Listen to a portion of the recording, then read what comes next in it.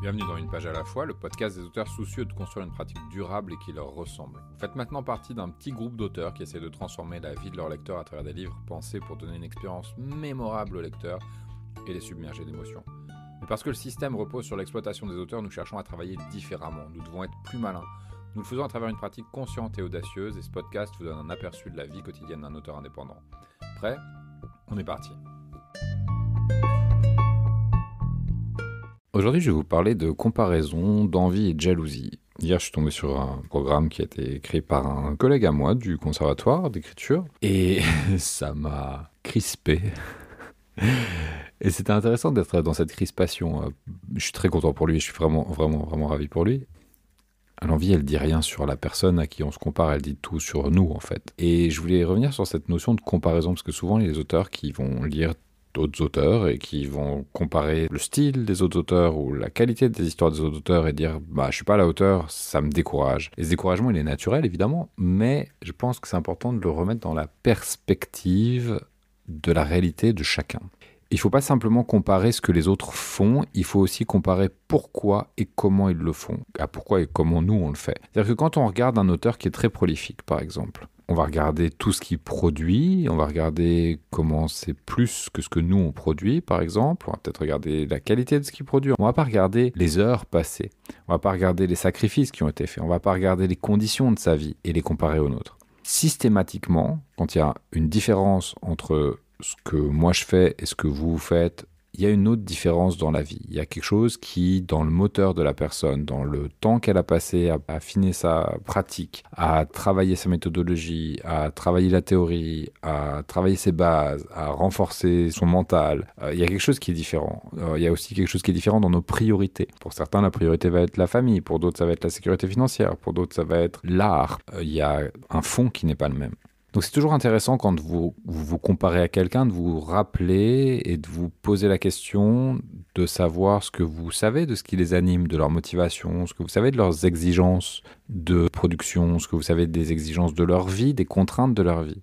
J'avais un ami au conservatoire qui a démarré sa carrière sur les chapeaux de roue et qui avait l'habitude de contextualiser son hyperproductivité. Il disait oui, j'ai écrit 92 épisodes de cette série en un an, mais j'ai pas de femme, j'ai pas d'enfant, j'ai pas de loisirs, je fais que ça. Et il le faisait parce qu'il avait un enjeu personnel très fort. Il avait eu une première carrière derrière lui, qui avait été le fruit de cette carrière d'études exigeantes, probablement onéreuses. Il avait abandonné un avenir tout tracé pour celui très aléatoire de scénariste et de cinéaste. Et donc tout ça, ça motivait aussi sa détermination à réussir, sa détermination à passer le cap de l'incertitude. Ce que je veux dire, c'est qu'on part pas tous avec les mêmes bases, on n'entre pas dans le métier avec les mêmes enjeux, ni avec les mêmes objectifs, ni avec les mêmes valeurs. Je me souviens, il y a quelques années, je parlais avec une personne qui avait fait des ateliers avec moi et je lui demandais des nouvelles de son écriture. Je lui demandais comment ça se passe ton écriture. Et sa réponse, ça avait été « mes livres se vendent bien ». J'avais été surpris, j'avais même été choqué. Parce que moi, je posais la question avec mon propre biais, qui est celui de l'artiste. Je m'attendais à ce qu'elle me parle de sa pratique, à ce qu'elle me parle de la fluidité ou non de son inspiration, à ce qu'elle me parle du projet qu'elle était en train de développer. Elle a entendu la question sous le biais qui était le sien, qui était celui de la réussite de ses livres, des livres qu'elle avait déjà écrits. Elle m'a pas du tout parlé des livres qu'elle était en train d'écrire, je suis même pas sûr qu'elle était en train d'en écrire des livres. Elle m'a juste parlé de comment ça se vendait. Ce que je veux vous montrer là, c'est le différentiel qu'il peut y avoir dans les attentes qu'on a du métier, dans les raisons pour lesquelles on travaille qui sont différentes. Et ça me fait penser à une interview que je lisais hier de l'auteur de Trainspotting, qui a 30 ans d'ailleurs, pas Welch, mais le roman. Trainspotting a 30 ans, quand j'ai vu ça, ça m'a filé une claque de me dire que le temps filait à ce point-là. Et je vais paraphraser ce qu'il disait. Il disait « Aujourd'hui, la première préoccupation des auteurs est celle de la monétisation ». Il disait, quand j'interviens dans les universités, maintenant, on me dit jamais je veux écrire un bon livre, on me dit toujours je veux écrire un best-seller. Comme si tout avait besoin d'être monétisé. Et il ajoute, dans les années 90, il y avait d'un côté la fiction, de l'autre la non-fiction. On écrivait l'un des deux. Aujourd'hui, on écrit dans une case de marketing, soit écrit un thriller, un polar, une romance. C'est très orienté par le commerce du détail et c'est mené par le biais du divertissement plutôt que par celui de l'art. Et cette phrase, elle a fait tilt pour moi parce que je me suis rendu compte qu'effectivement, une grande partie des enjeux qui sont les miens sont résumés dans cette phrase-là. Et une grande partie de la tension que je peux ressentir au quotidien, et j'en ai parlé dans des précédents épisodes, elle est résumée là-dedans. C'est-à-dire qu'il y a d'un côté un discours très marketing, très orienté divertissement. On va essayer de comprendre ce qui va distraire le lecteur, ce qui va le divertir, ce qui va lui faire plaisir, mais sans vraiment de volonté de long terme. On n'a pas vraiment envie de changer la vie des gens. On n'a pas vraiment envie de les bousculer. Au contraire, on parle même de mettre des avertissements devant des livres pour dire attention, ce livre peut être choquant ou ce livre peut vous gêner. Quand on a une approche qui est centrée sur l'art, on cherche au contraire à être percutant, on cherche à pouvoir choper un lecteur de manière durable, on cherche à faire une œuvre qui va pouvoir semer des petites graines dans le lecteur pendant des années, le faire réfléchir pendant des années. Quand on est dans le divertissement, on pense à quelque chose qui va l'occuper le temps de la lecture. C'est un problème que j'ai avec les séries Netflix, c'est que elles sont très codifiées, en fait elles sont très mécaniques. Souvent, on va regarder une série Netflix et ça va être très entraînant, mais derrière c'est très creux. Et moi, ça me dérange, et j'ai beaucoup de mal avec ça, avec cette obsession du marketing. Les meilleurs livres que j'ai lus, à titre personnel, ceux qui m'ont le plus ému ou touché, ou ceux qui ont le plus changé ma vie, sont pas nécessairement ceux qui sont le mieux vendus. Certains oui, certains non. Il n'y a pas de corrélation, en fait, entre le succès commercial d'un livre et son impact sur un lecteur. Certains livres qui m'ont touché sont des bouquins obscurs que j'ai trouvés chez des bouquinistes, que je serais incapable de retrouver. Et c'est d'ailleurs ce vers quoi je tends, c'est ce que j'ai envie d'écrire, moi, des livres qui soient capables de transformer la vie d'une personne. Et puis j'avoue que j'ai un certain fétichisme du secret bien gardé, du livre qu'on se refile de la main à la main, parce qu'il est introuvable, mais on en parle. Il est renommé, genre mystérieusement, c'est ce fameux livre dont tout le monde a entendu parler, mais que personne n'a vraiment lu. Il y a quelque chose pour moi de précieux dans cette transmission-là, de l'initié à l'initié, qui échappe au roulant délirant du capitalisme et à l'hypermédiatisation de l'art. C'est pour ça que je regarde pas trop les émissions, même jamais en fait les émissions de télé. Bah déjà, je regarde pas la télé, mais je regarde pas les émissions de télé littéraires. J'écoute pas les émissions de radio. La seule que j'écoutais, c'était Boomerang, parce que je trouvais que Augustin Trapenard, dans cette émission-là, il avait une approche de l'art qui était elle-même artistique. Je lis plutôt des articles publiés sur des blogs dont l'esthétique laisse penser qu'ils n'ont pas été mis à jour depuis 97. J'aime bien ce côté, comment on dit, un peu underground de la culture. J'aime bien ça. Je suis nourri de cet imaginaire-là des années 90, du fait que la culture, elle se faisait dans les marges de la société. Et c'était ça qui était intéressant. C'était aussi ce côté, on va pousser les limites de la société, on va pousser les limites de notre compréhension de l'humain, on va pousser les limites de la vulnérabilité, de la pudeur, on va pousser tout ça. Pour moi, c'est ça qui est au cœur du désir d'écrire. C'est le fait de repousser les limites. C'est pas le fait de rentrer dans des cases. C'est très compliqué pour moi de trouver un positionnement juste dans le contexte dans lequel on est, dans la manière dont la culture se fait aujourd'hui. C'est comme si on avait un effacement justement des marges. Et aujourd'hui encore, je choisis mes lectures en déambulant plutôt dans les rayons des librairies ou des bibliothèques, ou en les piquant dans les collections de mes amis. Je cherche des trucs auxquels je m'attends pas, dont on m'a pas nécessairement parlé, ou alors au contraire dont quelqu'un de proche m'aura parlé, mais parce que il aura fait le lien entre un truc que je lui aurais dit et quelque chose que lui aura lu, il m'aura dit bah tiens ça va te plaire, plutôt que parce que ça a été prescrit par tel grand chroniqueur ou par tel journal. Tu vois, je veux pas lire des livres sur ces critères-là, parce que j'aime ces chemins du hasard, j'aime ces rencontres comme ça qui sont faites de l'individu à l'individu, de l'humain à l'humain, du cœur au cœur. Sur le papier, ça semble pas hyper compatible avec l'idée de construire une carrière d'auteur au sens de succès, de prospérité, de grand succès, de best-seller, etc. Mais moi, j'aime bien considérer la carrière de l'auteur, et ma notion de la prospérité, c'est plutôt qu'elles sont construites sur la base d'une relation intime avec des lecteurs fidèles. Et s'ils restent fidèles, c'est pas parce qu'on a réussi à les entraîner dans un truc de marque très maîtrisé, mais c'est parce qu'une connivence entre nos lecteurs et nos livres existera, qui n'existe pas ailleurs dans la vie de ces lecteurs. Et s'ils reviennent vers nos livres, si on a du succès, si on peut avoir une carrière, c'est grâce à eux, et c'est grâce au fait qu'ils viennent trouver quelque chose de particulier. On a tous des auteurs comme ça qu'on vient rechercher, parce qu'à chaque fois, ils arrivent à nous surprendre. Ils arrivent à nous toucher d'une façon qui leur est propre. Et ça exige de nous, artistes, de nous, auteurs, une posture artistique forte. Ça exige d'écouter nos lecteurs autant que de développer notre univers le plus singulier, le plus personnel et le plus audacieux possible. Ça demande de prendre soin de nous, de notre voix, avec un X, encore une fois, cette voix qui est celle qu'on porte, celle que portent nos livres, de développer notre univers, de développer un regard sur le monde qui nous appartient, avec une tonalité, une manière d'en parler qui nous appartient.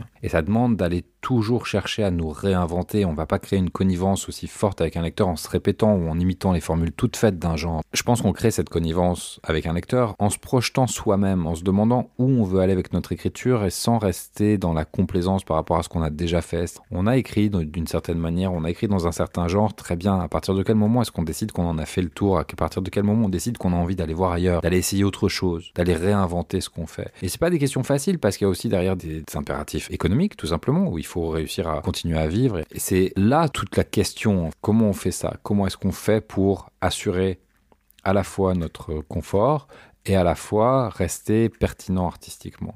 C'est pas une question qui est nouvelle, c'est une question qui date, qui est non seulement essentielle à résoudre, mais qui peut être la clé pour sortir de cette espèce d'obsession du marketing, d'obsession de la monétisation.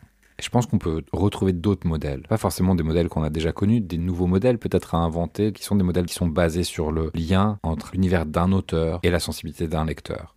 Et ça, c'est à l'opposé évidemment de la logique éditoriale que décrit Irvine Welsh. Si on se soucie que de ce qui vend, on ira nécessairement vers l'imitation, vers le connu, on piochera dans les encyclopédies de schémas narratifs, des motifs qui ont fait la preuve de leur capacité à intéresser les lecteurs d'un genre ou d'une niche dans le marketing. On va pas créer quelque chose de toute pièce. Ce qui me ramène à mon histoire de comparaison, ce que je veux dire, c'est facile de regarder le succès d'un père et de l'envier. Mais ce qui est intéressant, c'est de gratter derrière cette envie. Qu'est-ce qui se révèle? Derrière l'envie, il y a toujours la déception de soi-même, la déception des résultats qu'on n'a pas encore atteints, des risques qu'on n'a pas pris, de la chance qu'on n'a pas eue, des choix qu'on n'a pas faits, des directions de vie qu'on n'a pas prises. Ça me semble crucial dans ces moments d'envie de toujours se questionner sur les motivations de l'autre, de les comparer avec nos propres motivations, de se dire ok, oui, peut-être que lui, il en est là. Mais à un embranchement de nos vies, on a choisi une route différente. Moi, j'ai jamais eu la hargne de mon ami du conservatoire, tout simplement parce que l'audiovisuel, ça a jamais été une passion pour moi. C'était une curiosité, c'était un plaisir, c'était une source d'inspiration, oui, mais c'était pas une finalité. Mon moteur, ça a toujours été le livre.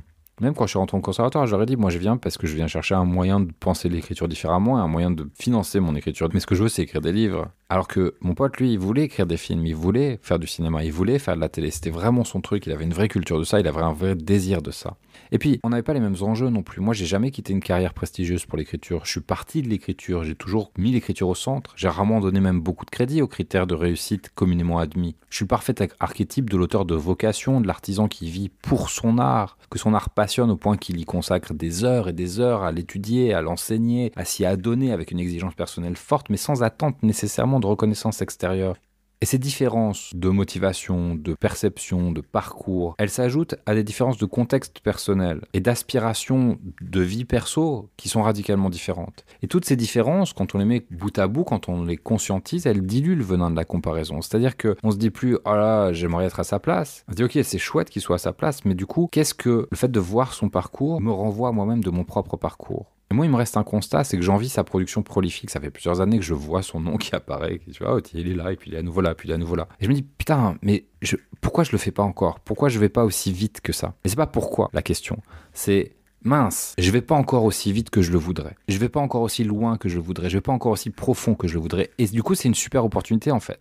C'est un super moteur pour moi de voir ce gars, ce pote, cet ancien collègue de conservatoire, de formation qui avance et qui trace comme une locomotive. Et moi de dire waouh, ok, mais oui, en fait, c'est là-bas que je veux être moi aussi. Je veux aller aussi vite. Pas au même endroit, mais à mon endroit à moi. Et donc, quand vous lisez quelque chose qui vous fait dire j'envie l'écriture de cette personne-là, j'écrirai jamais aussi bien que cette personne-là, des choses comme ça qu'on peut se dire parfois et qu'on peut parfois traduire dans une forme de découragement. Je rencontre beaucoup d'auteurs qui me disent ça, qui me disent ah, j'ai lu tel livre, et puis du coup, je me dis que c'est pas la peine. À chaque fois que vous avez cette expérience-là, que ce soit avec quelqu'un que vous connaissez ou pas, revenez toujours à cette question de dire qu'est-ce que ça rappelle, qu'est-ce que ça réveille en moi de mes aspirations. De quoi est-ce que ça va être le moteur pour moi? Comment est-ce que cette comparaison, elle va me tirer vers le haut plutôt que de m'écraser? Du coup, je peux transformer l'envie que j'ai ressentie en moteur, non pas parce que je continue à me comparer à quelqu'un d'autre, mais parce que je vais comparer ce que je veux réaliser à ce que je suis en train de réaliser. Et je vais mesurer l'écart qu'il y a entre là où je veux être et là où je suis. Et je vais travailler à combler cet écart. Et donc la comparaison peut être une énorme source de gratitude. C'est-à-dire que je ressens énormément de gratitude que cette personne-là avance comme elle le fait, parce que ça me permet, moi, de me rappeler comment j'ai envie d'avancer dans ma propre vie, dans ma propre carrière.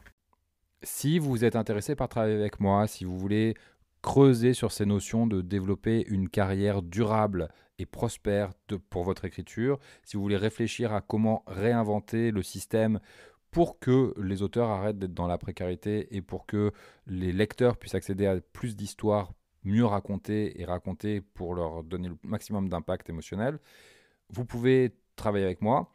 Je fais là un atelier d'écriture de nouvelles en janvier et je vais ouvrir les portes de mon mastermind, qui est un espace dans lequel les auteurs se retrouvent sur le long terme pour tranquillement, à leur rythme, s'approprier leurs pratiques, développer leurs compétences, développer leurs compétences d'écriture et leurs compétences commerciales, développer leur lectorat et s'inscrire dans une identité d'auteur plus assumée. Pour plus d'infos, allez sur anelverdier.com/mastermind, MASTERMIND.